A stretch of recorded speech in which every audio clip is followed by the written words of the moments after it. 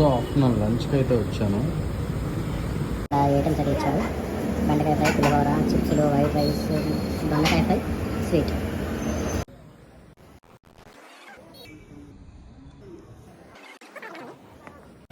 So ఈ బెండకాయ fry అంతగా బాగాలేదు, నాకు నచ్చలేదు. ఈ ఫ్రై బాగుంది, చిప్స్ బాగుంది, ఈ చట్నీ సూపర్ ఉంది. ఇది ఇంకా ట్రై చేయలేదు, ఇప్పుడు ట్రై చేస్తాను.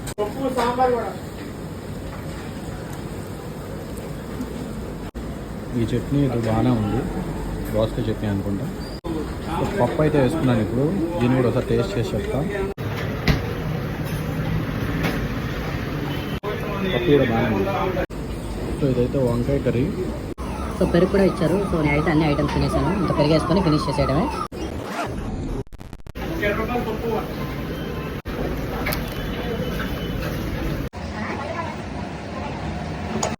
నేనైతే ఫినిష్ చేస్తాను.